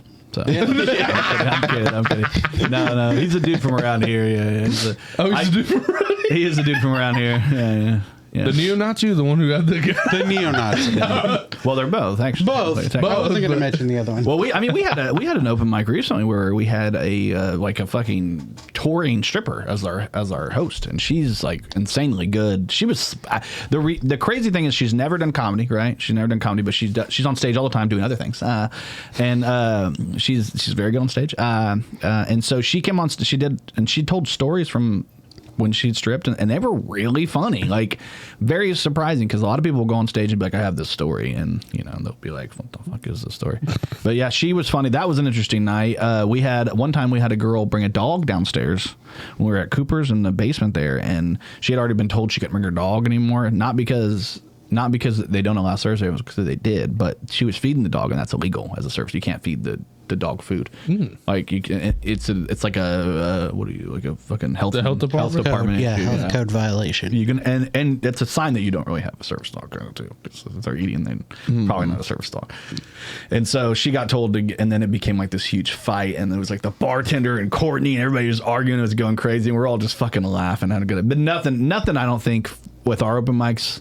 Other than maybe Michael getting in the fight with her. Yeah, that one I talked about wasn't our open mic. It was the other open mic. Yeah, there was another one with the same girl and one of the comics were arguing back in stage. And that was the other pipe. That was the time at the end or whatever, there was like a Jerry, because they were dating and they'd broken up, and then the other comic's mom was arguing with her, and we're like, what the fuck kind of show is this? And then we were like, we'll be right back. I'll be right back with my final thoughts, like fucking Jerry. But yeah, typically open mics are real simple. We start, we do the comedy, and then we head out, and it's pretty cool, and we all like chill afterwards. But yeah, you guys got one of the wild nights, man. I want to go for another wild night. Yeah, you guys all come out, man. We do need to go out to more of them. We start back on the 8th. He and I won't be there. We're going to be in Lafayette at the Grainger show, which you guys won't. Fort Wayne at the Summit City Comedy Club. Fucking Fort Wayne. See, I don't know where I'm going. I give up. I give up on all this. What? They got gay popcorn? I'm just kidding. I saw this. All right. That's a palate cleanse for me being a dumbass. I saw that. Now, this one was the crazy one. I was like, Jesus Christ, who is shitting like this? It's like A forever roll? Dude. Hey, I need that. I might pick that up. No doubt. I might pick that up after this. I got KFC before I got this, so I might need it. Get a famous bowl. What'd you get? I just got a 3-piece original. Hell yeah. And they gave me an extra thigh, dude. It was awesome. What the Oh hell? yeah. That's what I'm saying. He said he hit the Kool-Aid man over there. He said, oh yeah. I like That was like the sound of you that. have a perfect like a baritone for the oh yeah. You hit that one good, dude. I lay it down You smooth, buttery. I'm gonna save that and put that as one of my buttons. It'll just be like, oh yeah. Every once in a while. Colin likes it. How was it going to call itself a forever roll and then it says go up to 1 month? Yeah, 1 that's what- month and forever are two different, way Yeah. different metrics. I mean, depends on how long you have left to live. I want to comment though that's definitely just like the toilet paper they give to stores, yeah. restaurants. Does it say 1 ply? What's that? What's that one in the silver bar? One brushed stainless steel holder. It they includes go the holder. further with it. That is like fuck. industrial Okay. shit. Is there can I get a price check on this? Or Target? This was actually Target Kokomo. I have no idea. I saw that and I was like, I gotta take a picture of this because I'm stupid and this is funny to me. That's how my brain works. I'm like, I'm fucking dumb. This is cool. Also, it tells you how much kids don't have imagination anymore. Because if I was a teenager and they sold toilet paper that big, Yeah, your fucking the house. principal's house would have been. Would have been fucked. Oh yeah. Wasn't it easier with the smaller ones though? Fucking, it's been a minute. Yeah, Oh, but it's just it's get a the group of guys principle in of a it, man. broom. Yeah. Yeah, the principal doesn't have a nice tree anymore. I saw this as well, and I was like, I was in Walmart and they locked this is all, and I was like, were they locking up orgasms now? They did. They lock them up. There's been a couple times I'll be in there and I'll hear on the intercom, I need someone in family planning. God damn, there ain't nobody in that place family planning. Shit. Every time I go in Walmart, I'm like, this is gonna be. I have to like mentally prepare myself. I gotta In buy and her. out. Exactly. It's like in and out is quick. I'm like, I'm here to get Rice Krispie treat ice cream. That's what I'm here for. It's the only place you can get it. It's like 2 Rice Krispies with the ice cream in the middle. It's an ice cream sandwich with them. It's fucking phenomenal. I don't know why it hadn't existed before this year. That does sound That delicious. does. Yeah, it's like I've talked about this on the podcast before because it's so fucking good. I got that crispy in me. Speaking of ice cream, did you Now guys, I know where to get it though. yeah, don't get it. Last time we Don't even fucking think about it. I did see this. Did you guys know the Haagen-Dazs does not translate to anything? I just figured it was the dude's name. It's Just just like a German name. It's just Germanic sounding words. Yeah, It's got the umlaut. Yeah, it's fucking. It's I was wondering for a minute. I was like Haagen-Dazs, and I was like, does it mean something? And I saw this thing, and I was like, I guess it doesn't mean anything. And it's like fucking. Thought it meant like one race or something. I don't know. I don't know what it means. I knew where you're going. Yeah. Yeah, the final solution. It's the final cream of all the creams. I don't know if that's the right German act. German. I can't. Germany. I The have to do final it. creams of all the creams. There you go. Something It's in the there. final creams. Yeah. Of all the creams. Yeah. Yeah. Haagen-Dazs, dude. It sounds like I'm jerking off. That ain't about the Haagen-Dazs in a minute. Yeah, I'm about Yeah. to do I something gotta with go my hog hog. this dog. I gotta go toss this hog. This was an interesting one too. The entire state of Wyoming only has 2 escalators. There's probably only like 4 people there Yeah, that's in the true. whole state. Yeah, that's true. Wyoming. I don't think they have a million people between all of them. No, Yeah, honest. that's for real. Yeah, I'm pretty sure that. I think last time I checked, I don't know why I was checking this, but As you do your research for this podcast, I appreciate you for that. I knew this would come up. I've been waiting for somebody to bring this up. I knew someone was going to say something about Wyoming. Did you read my high and school their 2 dissertation? escalators. Wyoming. That's funny. Dude. No, you said last time I checked, less than 1 million people in the whole state. Or 700 something thousand. Jesus. If I'm wrong about this, I'm gonna make a fool out of myself right now. But Yeah, the It's entire- not so bad. I've done it plenty of times. It's not that Yeah. bad. All 14 of the people from Wyoming watching this are going to be pissed. Dude. They're gonna be like, what the fuck, dude? Why? I mean, we're serious. We're serious. No, I read this too. This was interesting. Did you guys see? Fuck me, I keep going the wrong way. Jimmy Carter once left nuclear codes in a jacket that he had sent to the cleaners. It happens to the best of us. yeah, dude, we all make mistakes. Yeah. We all make mistakes. Yeah. Did you guys win best band this year? I don't even think we were on the list. I don't think we were even eligible to get voted for. There's never like we put Grey Garden in last year. No way we were going to win. I put Grey Garden. I put this podcast in as best radio because I thought it'd be funny. We got our asses kicked for sure. I should have put our band for it. Actually, I don't know which band won for that. Yeah, who is on these things? Head on it though. Really? He said, hell Yeah. Oh, yeah. Fucking. I don't really know them very well. You guys have beef with him? No beef with them, beef? but it's our friends. It's our friends' old band. Okay, that makes sense. Which they're not even active anymore. So They're probably not. I don't know how they got on that list. I don't think you have to be active. Did they do one song in 2025? We have a stream. We can fucking win. It's usually like somebody's dad's band. You know what I mean? Like somebody's grandpa's band. Like all these older bands that tour and they do just covers. Like they should have best original and best cover. That would be interesting to see. That would be, dude. Yeah. I mean, like cover bands are cool, but I'm gonna sound like an ass. I fucking hate tribute bands, dude. Oh yeah. I don't like cover bands. I think they're fucking.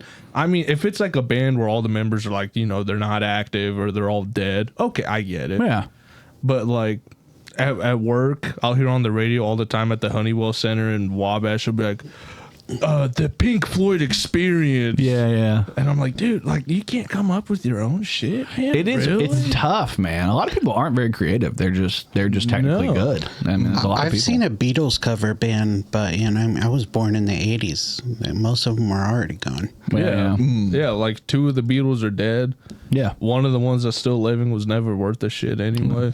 Yeah. Oh. Well, everybody hates Ringo Starr. Well, I mean, everybody knows, John Lennon's still alive. He's just, he's with and Tupac. hiding in Cuba. They're all in Cuba. He's with Tupac and Elvis on Epstein Island. Everybody knows that. Michael Jackson's there. It's very true. We're all sleeping with children. God damn. No, it's the type of shit we do here on the Kokomo Press Podcast. We like to say stupid shit. We like to talk about stupid shit. Like we go on the Epstein Island. Yeah, we sometimes do go not there. go on the island. We're just going to make that clear. We do not. I do. I'm just He kidding. knows. And reports back. Harvest Fest next year, Epstein's Island. Hell yeah. Hell yeah, dude. You gotta be, must be 18 plus, all right? We're changing the rules. You have to be 18. Change the rules. Change the rules to 18 plus. Dude, when I was growing up, they used to have like little clubs in town that were like teen clubs. Teen clubs freak me out, dude. Really? They freak me out. You ever been to one of those or heard of one of those? I don't. I don't think so. They had a teen club in town, and I just remember they got in trouble for doing wet t-shirt contests. It was like, as you should. As you should. I went to a teen club in Florida and they had thong and boxer contests. See, that's just not, and they don't pull, they just like lift it up, and it's like whale tail really, but you know a girl's gonna flash it. I'm like, these girls are 13, 14, 15. I'm like, Are the adults involved in judging this? yeah. Oh. I mean, somebody has to own the place. I was thinking maybe if it was like just the teens and they were No, don't like, justify it, man. Don't. No, I'm saying that's their thing. If they want to do that behind closed doors, nobody needs to see that. I don't know. It's still not good. Practice safe sex. They're teenagers. Yeah. I think, you guys are young, so like you're used to the world post Wi-Fi. We grew up in the wild, wild west, buddy. I was molested in a McDonald's. And didn't know he was molested. Didn't even know he was molested because at the time he thought he was cool.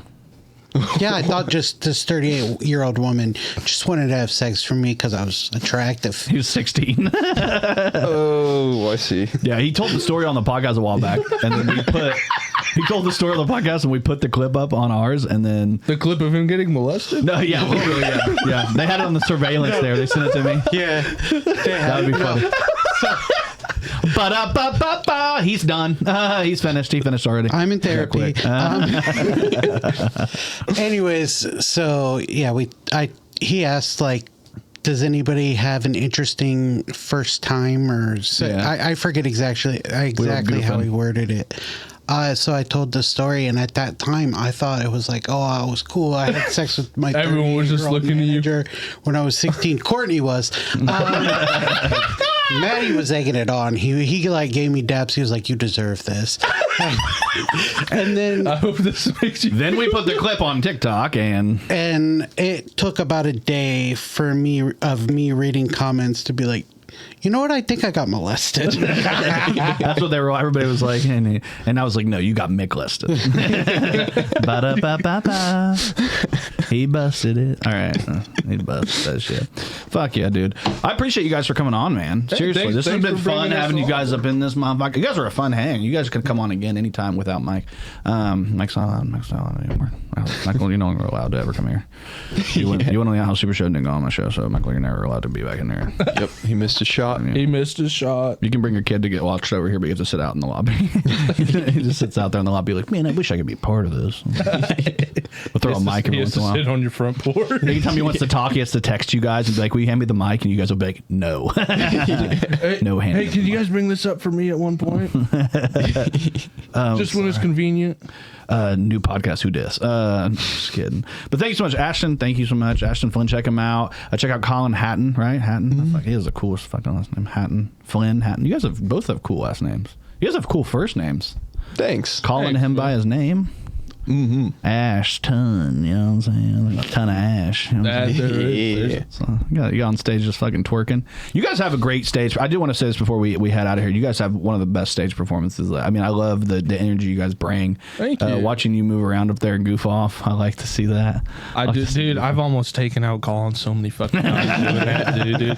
I look up and my headstock on my bass will be like this far from Colin's head. I'm like, fuck. And then I do it again 10 minutes later, you know, and I'm fuck. So if you're ever at a show and you see Ashton just randomly start doing a bass solo for about 15 minutes, Colin's in the back getting treated for a concussion, probably. It's probably something going on. But thank you guys. These are guys from 13 Gallon. Obviously, check them out. Go follow them on Instagram. Follow them anywhere they can be followed. Go listen to their music. It's available for streaming everywhere you listen to music, right? You guys are Apple, you guys are on Spotify, probably Google Play, some YouTube. Are we on Google? Deezer, Google Play. SoundCloud. Probably. We did DistroKid. I'm pretty sure that does everything. Yeah, it throws it it everywhere. should. Yeah, DistroKid's the shit. So check them out. Come see them at the Coterie with Grey Garden. We're going to be having a great time on the 16th. If you guys haven't heard, now you have. Other than that, man, I appreciate you guys so much for coming to the studio today and hanging out. You, dude. Hell yeah, dude. Ashton Flynn over here, give him a big round of applause. Let's throw that out there. Colin Hatton over here. We got the great Sean D in the house. I'm your host, Jordan Grainger. Thank you guys so much. See you guys soon. Bye. Love you. Thank you for watching the Kokomo Press Podcast. We really appreciate you hanging out with us. If you enjoyed the show, make sure you like, subscribe, hit the notification bell, share, and tell all your friends about it, because when people know about us, we get to continue to bring new, great, exciting things to you. And if you really want to support us, you can actually go on to Facebook and you can become an official subscriber. It's only $4.99 a month, and you get a lot of access to us. You get to tell us good jokes, tell us all the things you want to, and you're going to get access to new videos, merch, all kinds of things. And if you just want to support us in another way, maybe wear a shirt, wear a hat, something like that, check out kokomopress.shop. It's a brand new store we have set up. It's got all our merchandise needs. It's going to have limited run t-shirts, limited run hats. Go check it out right now. Thank you so much for hanging out with the Kokomo Press on the Kokomo Press Podcast. See you soon. 2 kisses.